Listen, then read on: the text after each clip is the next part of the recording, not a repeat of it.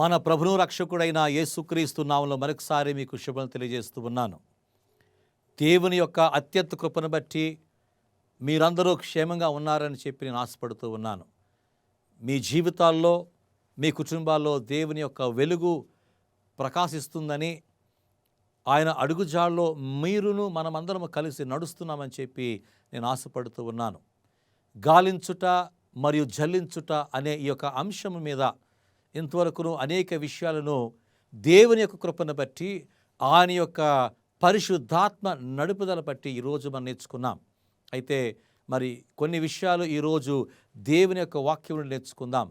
గత కాలంలో మనం అనేక విషయాలు దేవుడు మనకు కనుపరిచాడు. అయితే అనేక మంది మరి వెళ్ళిపోతారనే విషయం మీద, అంశం మీద అనేక విషయాలు ప్రస్తావించాను. అనేక ప్రసిద్ధగాంచిన ప్రముఖ నాయకులు మన సంఘ సంస్థ నుండి వెళ్ళిపోతారని చెప్పి మనము నేర్చుకున్నాం.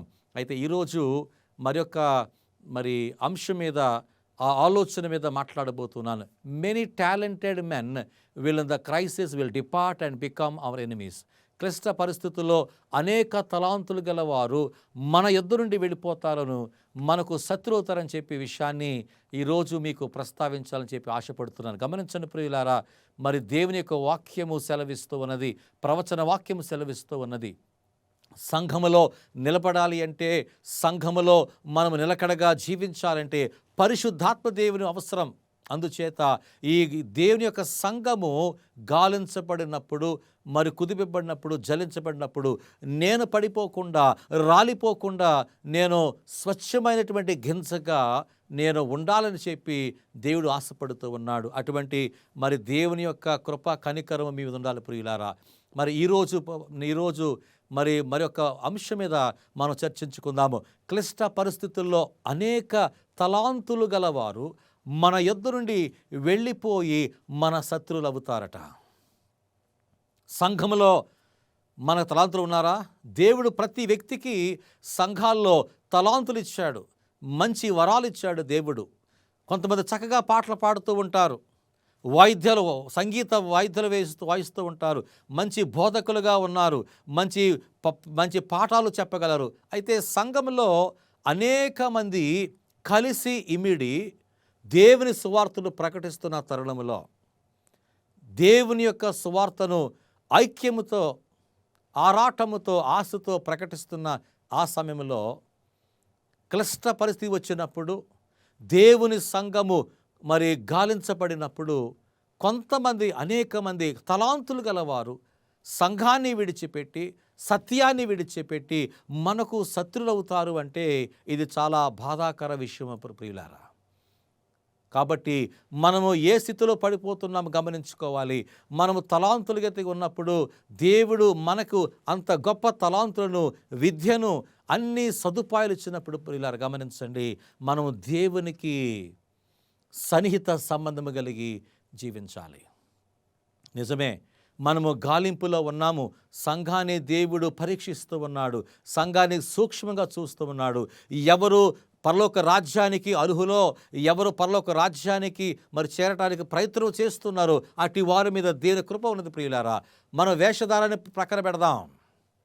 మన యొక్క ప్రయోజనం కొరకు సంఘంలో రాకుండా కేవలము దేవుని యొక్క సంకల్పం చొప్పున ఆయన ఆరాధించటానికి, ఆయన ఘనపరచటానికి, ఆయన యొక్క త్రిదూత వర్తమానం ప్రకటించటానికి దేవుడు నన్ను ఎన్నుకున్నాడు. కాబట్టి మనం సంఘాన్ని, సత్యాన్ని గట్టిగా పట్టుకొని ముందుకు సాగాలని చెప్పి దేవుడు ఆశపడుతున్నాడు ప్రియుల గమనించండి. అందుకనే మనము నిలకడగా ఉండాలి.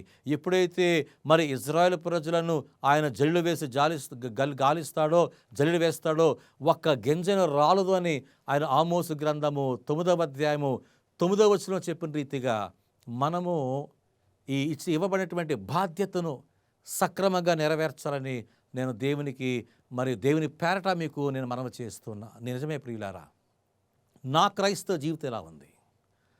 నా క్రైస్తవ నడవడి ఎలా ఉంది? కేవలము ఏదో క్రైస్తవుడు కాబట్టి, ఈ సంస్థలో పనిచేస్తున్నాను కాబట్టి, ఈ సంఘంలో ఉన్నాను కాబట్టి, నేను పుట్టినప్పటి నుండి ఈ సంఘంలోనే నేను కొనసాగుతున్నాను కాబట్టి నేను క్రైస్తవుడిగా ఉన్నానా? లేదా సత్యాన్ని తెలుసుకొని ఆ సత్యమే మనల్ని విడిపిస్తుందని యెహోవా దేవుడు మనకు కనుపరిచిన ఆ సత్యాన్ని మనం గమనించి సత్యములోనే మనము జీవించాలని ఆశపడుతున్నామా? ఒక ఇంగ్లీష్ స్టేట్మెంట్ ఉంది, as the Storm approaches a large class who have professed faith in the third angel's message but have not been sanctified through obedience to the truth, abandon their faith position and join the ranks of the position. తుఫాను సమీపించినప్పుడు మూడవ దూత వర్తమానములో విశ్వసించి సత్యము విషయమై పవిత్రపరచబడక విధేయత లేక వారి పదవులను విడచి మనకు వ్యతిరేకస్తులతో చేరుతారు అంటున్నాడు. మనసు చదువుతాం, గమనించండి. అదొక చక్కటి వాక్యము. తుఫాను సమీపించినప్పుడు మూడవ దూత వర్తమానం విశ్వసించి సత్యము విషయమై పవిత్రపరచబడక విధేయత లేక, గమనించండి, ఎప్పుడైతే క్లిష్ట పరిస్థితి వస్తుందో, తుఫాను వస్తుందో, అదేమిటి? ఈ జాతీయ ఆదివారపు చట్టము అమలుకు వచ్చినప్పుడు అసలు క్రైస్తవుడెవడు, నిజమైన క్రైస్తవుడెవడు, లేకపోతే సబ్బాతును అనుసరించే క్రైస్తవులు ఎవరు, ఆదివారము అనుసరించే క్రైస్తవులు ఎవరు, వారు తెలుసుకొని సత్యాన్ని తెలుసుకొని అప్పుడు వారు తీర్మానం తీసుకోవాలి, ఒక నిర్ణయం తీసుకోవాలి. మూడవ దూత వర్తమానంలో విశ్వసించి, అర్థం చూసారా? అయితే మూడవ దూత వర్తమానంలో విశ్వసించిన వారు, ఏంటి మూడవ దూత వర్తమానము అంటే? మనము దేవుని యొక్క ముద్ర, ఆ మృగపు ముద్ర, దేవుని ముద్ర అనగా సబ్బాతు, ఆ మృగపు ముద్ర అనగా ఆదివారము. ఆదివారము నిజమా, సబ్బాతు నిజమా, సబ్బాతును ఆరాధించాలా లేకపోతే ఆదివారం ఆరాధించాలా అని తెలిసి కూడా సత్య విషయమై పవిత్రపరచబడక. అర్థం ఏమిటి? సత్యాన్ని తెలుసుకుంటున్నాం, ఇన్ని సంవత్సరాలు కూడా సెవెంత్ డే సంఘంలో ఉన్నాం, ఇన్ని సంవత్సరాలు సంఘాలకు వెళుతున్నాము, ఇన్ని సంవత్సరాలు పాటలు పాడుతూనే ఉన్నాము, ఇన్ని సంవత్సరాలు ఈ యొక్క సంస్థలోనే ఉన్నాము. కానీ ఆ సత్యము విషయమై మనము పవిత్రపరచబడక అనేక మంది ఈ లోకంలో ఉన్నారు. ప్రియులారా, ఎంత విషాదకరమైన విషయం గమనించండి. సబ్బాతున ఆలయాలకు వస్తే, లేకపోతే ప్రార్థన వారాల్లో కానీ ఎప్పుడైనా సరే ఆ సబ్బాతును తప్ప వారంలో ఎప్పుడైనా ఒక సమావేశము, ఒక మీటింగ్ జరిగిందనుకోండి, ఎవరైనా హాజరవుతున్నారా? ఈరోజు ఎందుకు సంస్థలో ఉన్నాం మనం? ఈరోజు ఎందుకు ఈ సంఘంలో ఉన్నాము? సత్యము కొరకు ఉన్నామా లేకపోతే ప్రయోజనాల కొరకు ఉన్నామా?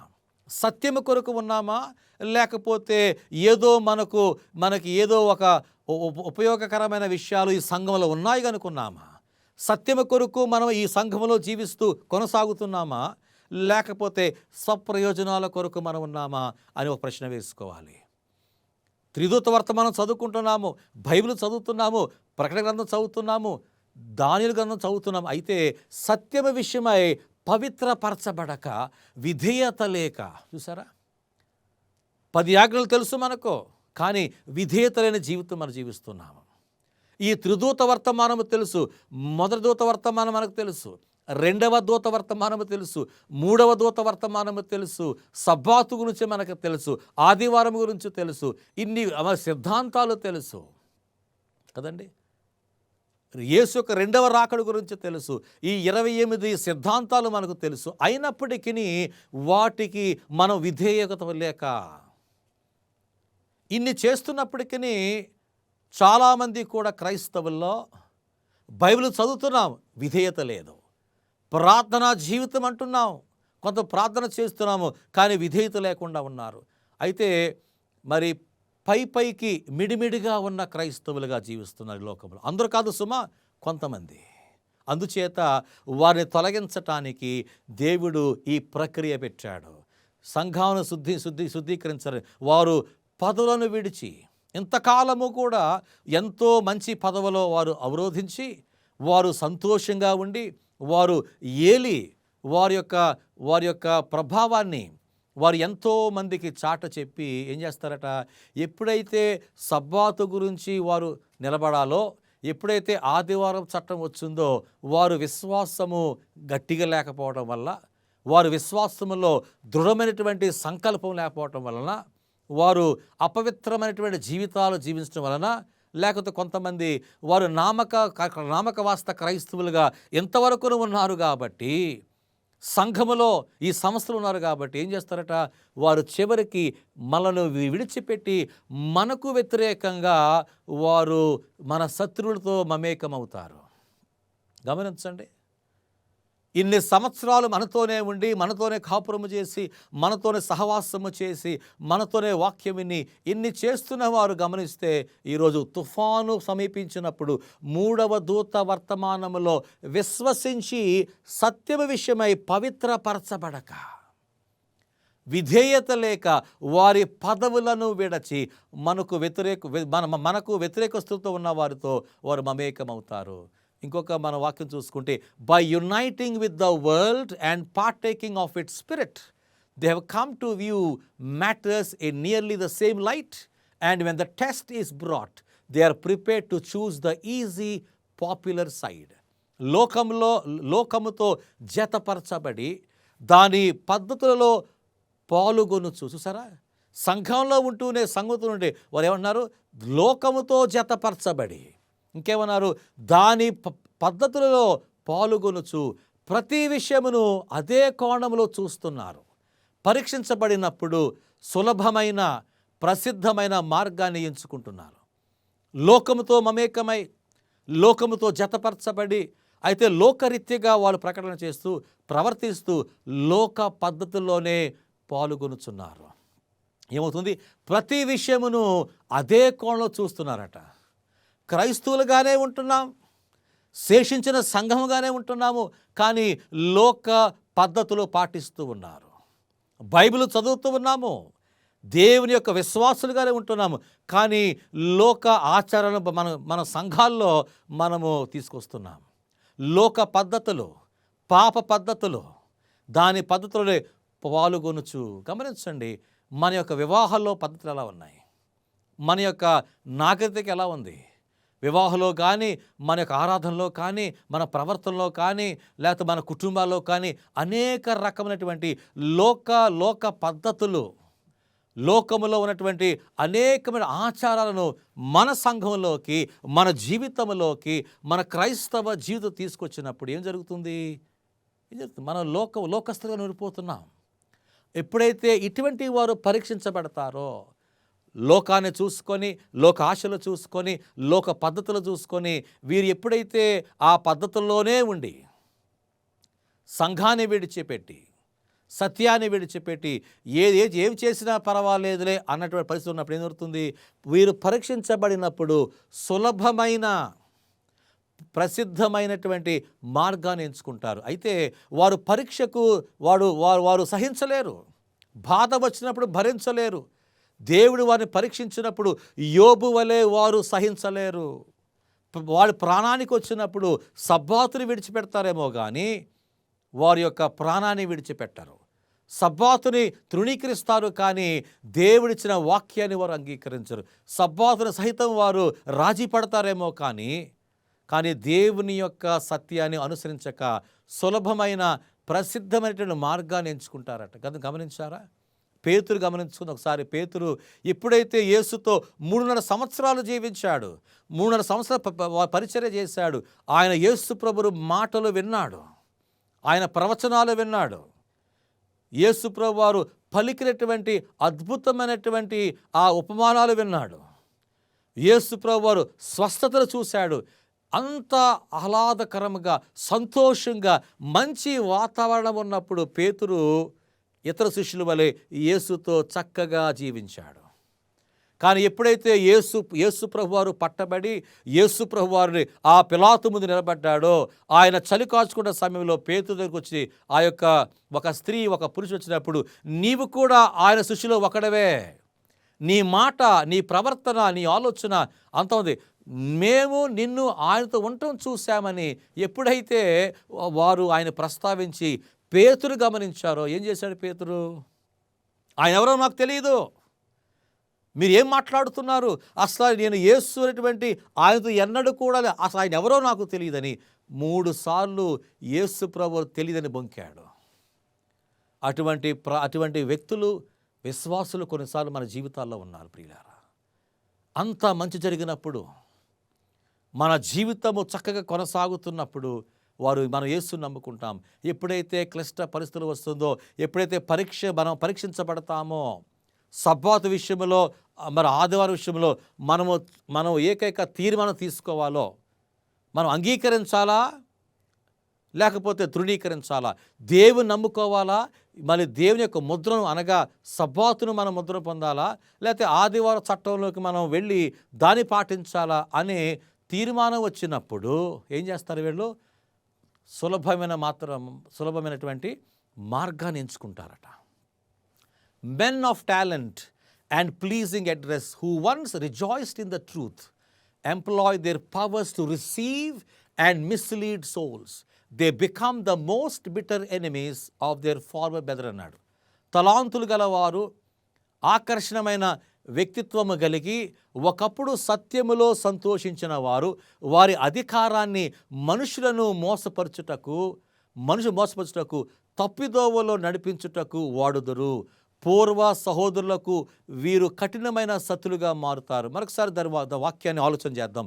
తలాంతులు గలవారు, ఆకర్షణమైన వ్యక్తిత్వం వీరు తలాంతులు గలవారు, అయితే వారి యొక్క వ్యక్తిత్వము ఆకర్షణమైనది. అనేక మంది ప్రజలు వీరి పట్ల ఆకర్షితులవుతారు. ఒకప్పుడు సత్యములో సంతోషించిన వారు వీరు తలాంతులు గలవారు, తర్వాత ఎంతో ఆసక్తి కలిగి ఆకర్షణమైనటువంటి వ్యక్తిత్వం గలవారు సంఘాల్లో ఉన్నారు. వీరేం చేస్తున్నారు? వీరు ఇటువంటి వారు ఒకప్పుడు సత్యములో సంతోషించిన వారు, సబ్బాతులు సంతోషించిన వారు, అయితే దేవుని యొక్క వాక్య విషయమై సంతోషించిన వారు, కానీ వారి అధికారాన్ని మనుషులను మోసపరచుటకు, తలాంతులు ఉన్నవారు అయితే వారు అధికారాన్ని మనుషులను మోసపరచుటకు తప్పిదోవలో నడిపించుటకు వాడుదురు. ఆ అధికారాన్ని, వారి పలుకుబడును అనేక మందిని తప్పిదోవల పట్టించటానికి, తప్పుడు మార్గములు వెళ్ళటానికి అనేక మందిని వీరు మార్గమును వారు తొలగించి తప్పు మార్గం వెళ్ళటానికి వీరు సహాయపడతారట. ఎంత విషాదం చూడండి. గమనించిన ప్రియులారా, దేవుడు సంఘాన్ని సూక్ష్మంగా వీక్షిస్తున్నాడు. మనం అనుకోవచ్చు, సంఘములో నేను ఉన్నానేమో, ఒక సంఘ కాపరిగా ఉన్నానేమో, ఒక అధికారిగా ఉన్నానేమో, ఒక సంఘ సభ్యుడిగా ఉన్నానేమో, ఒక సంఘ పెద్దగా ఉన్నానేమో. ఎవరైనా సరే మనం ఎన్ని తలాంతులు ఉన్నా, ఎంత అధికారము కలిగి ఉన్నా, ఎంత చదువులున్నా, పదవులున్నా, గమనించండి, దేవుడు మనం చేసే ప్రతి కార్యాన్ని సంఘము గురించి విషయంలో ఆయన చూస్తూ ఉన్నాడు. మన పలుకుబడి మంచి కొరకు ఉపయోగించాలా, మన అధికారము దేవుని యొక్క నామ ఘనత కొరకు, అనేక మందిని సత్యం యొద్దకు నడిపించటానికి మన పలుకుబడి, మన ఉద్యోగము, మన అధికారము, మన విద్య సహాయపడాలే. కానీ మనము చేసే ప్రతి విషయంలో ఎవరు కూడా సంఘాన్ని నుంచి తొలగిపోకూడదు. తప్పిదోవలో నడిపించుటకు వాడుదురు. పూర్వ సహోదరులకు వీరు కఠినమైన శత్రుగా మారతారు. ఒకప్పుడు సంఘంలో ఉన్నాం, ఒకప్పుడు సంఘ అధికారంలో ఉన్నాం, ఒకప్పుడు మనం చలాయిస్తూనే మన పలుకుబడి బట్టి ఈ సంఘ అభివృద్ధిలో ఉన్నాం. అయితే ఏం జరుగుతుంది?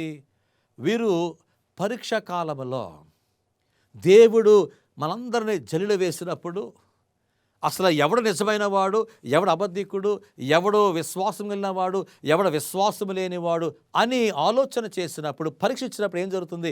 ఎంత తలాంతులు కలిగిన వారు, మరి ఎంతో ఆకర్షమైన వ్యక్తిత్వం కలిగి ఉన్నవారు, ఒకప్పుడు సత్యములో జీవించి సత్యములో సంతోషించిన వారు ఏమవుతుంది? సంఘాన్ని, సత్యాన్ని విడిచిపెట్టి శత్రువులుగా మారుతారు అనేటువంటి విషయాన్ని మనం నేర్చుకుంటున్నాం. గమనించండి ప్రియులారా, మన జీవితం ఏ పాటిది? నీ సంఘములో నీ పలుకుబడి మంచికి ఉన్నదా, చెడుకు ఉన్నదా? నా సంఘములో నా పలుకుబడి ఏ రీతిలో ఉన్నది? దేవుని మహిమ కొరకు వాడుతున్నానా? దేవుని సేవకు వాడుతున్నానా? నా అధికారాన్ని దేవుని యొక్క సంఘానికి వాడుతూ ఉన్నానా? సంఘ శ్రేయస్సుకు వాడుతున్నానా? సంఘములో ప్రభువా, నా తలాంతు, నా విద్య, నా యొక్క విశ్వాసము, నా యొక్క వ్యక్తిత్వము, ఆకర్షణమైన తలాంతులు నేను దేవుని మహిమ కొరకు వాడుతున్నానా? నీవు ఎవరివైనా, ఏ సంఘానికి చెందిన, ఎన్ని తలాంతులు కలిగి ఉన్నప్పటికీ, ఎంత విద్యావంతుడైనప్పటికీ, ఎంత ధనవంతుడైనప్పటికీ గమనించండి, ఏదో ఒక రోజు మనం దేవునికి లెక్కప్ప చెప్పాలి. ఏదో ఒక రోజు మనము దేవునికి ఆయనకు జవాబు ఇవ్వాలి. ప్రియులారా, మనము చేసే ప్రతి కార్యము సంఘము మన గురించి సంతోషించాలి. దేవుని విశ్వాసులు మన పలుకుబడి విషయంలో వారు ఎంతో దేవునికి వందనస్తుండాలి. మనము అనేక మందికి ఒక వెలుగుగా ఉండాలి. అప్పుడే దేవుని మన ఆశీర్వాదం మనం ఉంటుంది. కానీ ఏమవుతుంది తెలుసండి, ఈ రోజుల్లో ప్రతి ఒక్క మన విద్య, మన అర్హత, మన అధికారము దుర్వినియోగం చేయబడి కేవలము నాశనానికే, కేవలము స్వప్రయోజనాల కొరకే, కేవలము మరి మన యొక్క స్వభావాల కొరకు, మన దురాశలకు వాటిని వాడుతూ ఉన్నాం ప్రియులారా. అందుకే దేవుడు చెప్తున్నాడు, ఈ సంఘాన్ని, ఇజ్రాయేలు ప్రజలు అనగా సంఘాన్ని నేను గాలిస్తాను, జల్లులు వేస్తాను. ఎవరైతే దేవునికి అపవిత్రంగా ఉంటాడో, ఎవరైతే దేవుని సంఘాన్ని పాడు చేస్తారో, ఎవరైతే అపవిత్రమైన అసత్యమైనటువంటి విశ్వాసులుగా ఉంటారో వారిని తొలగిస్తాను అని దేవుడు చెప్తూ ఉన్నాడు. దేవునికి భయపడదాం, దేవునికి భయపడదాం. ఎందుకో తెలుసా, మనం ప్రార్థించినప్పుడు దేవుడు ఎలాగైతే మరి వింటాడో అని మనం గమనిస్తే, మనం చేసే ప్రతి కార్యము కూడా దేవుడు చూస్తాడు అనే సత్యాన్ని మనం గమనించుకోవాలి. If God can here our prayers when we pray, when we believe that he can hear our prayers, we also should believe that he has eyes, that he can see what we are doing. అందుకే ఈ సంఘము దేవుని నివాస స్థలము, ఈ సంఘము దేవుడు ఏర్పరచబడిన సంఘము, ఈ సంఘము దేవుని చేత నడిపింపబడుతున్న సంఘము. కనుక ప్రియులారా గమనించండి, నువ్వు ఏ పార్టీవైనా ఎవరివైనా సరే, మనము అందరము దేవుని యొక్క అడుగుజాడలో ఉన్నాము. ఎంత అధికారం ఉన్నా, ఎంత విద్య ఉన్నా, ఎన్ని తలాంతులు ఉన్నా, మనమందరము జల్లించటానికి సంసిద్ధంగా ఉండాలి, పరీక్షించబడటానికి సంసిద్ధంగా ఉండాలి. నీవు ఎంత ఆస్తులు సంపాదించినా, ఎన్ని విద్య అర్హతలు ఉన్నా, ఎన్ని సిరి సంపదలు ఉన్నా, మనకు ఎన్ని వైభవంగా ఎంత వైభవంగా జీవిస్తున్నప్పటికీ గమనించండి, నీవు దేవునికి అంగీకారంగా ఉన్నావా? నేను దేవునికి అంగీకారంగా ఉన్నా. ఒక బోధకుడిగా, ఒక సేవకుడిగా, ఒక పెద్దగా, ఒక నాయకుడిగా, ఒక విశ్వాసిగా నా జీవితం ఏ పాటిది? ఎందుచేతనంటే సంఘము పరీక్షించబడుతుంది. ఇది అనేకసార్లు చెప్తున్నాను, సంఘము పరీక్షించబడుతుంది. మనము గాలింపులో ఉన్నాము కనుక మనము పడిపోకుండా, విడిపోకుండా దేవునితో మమేకమై ఆ నిత్య రాజ్యంలో చేరటానికి దేవుడు మనకు సహాయం చేయాలని ప్రార్థిద్దాం.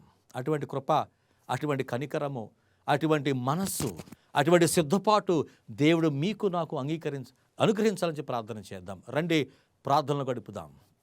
మహోన్నతుడా, పరిశుద్ధుడా, ప్రేమల తండ్రి, మీ పరిశుద్ధమైన నామమునకు స్తోత్రాలు. ఇదిగో నాయన, అనేక మంది తలాంతులు కలిగిన వారు, విద్యావంతులు, క్లిష్ట పరిస్థితుల్లో వారు సత్యాన్ని విడిచిపెట్టి మాకు శత్రులుగా అవుతారని చెప్పి మీరు సెలవిచ్చారు. అటువంటి గుంపులు లేకుండా ప్రభువా, మేము ఆత్మ పరిశీలన చేసుకొని మీకు దగ్గరగా జీవించి ఆ నిత్యరాజ్యంలో మేము ప్రవేశించినట్లు ఆ కృపను సిద్ధపాటు మాకు దయచేయమని క్రీస్తు నామమున ప్రార్థించి వేడుకుంటున్నాము తండ్రి, ఆమెన్. దేవుడు మరి మిమ్మలను, మీ కుటుంబాలను దీవించి ఆశించుగాక. ఈ యొక్క శీర్షికను, ఈ యొక్క అంశాన్ని మీరు వీక్షించండి, గమనించండి, సిద్ధపడండి, ఇతరులకు మీరు చాటి చెప్పండి. దేవుడు మనను, మన కుటుంబాలను దీవించి ఆశీర్వదించునుగాక. ఆమేన్.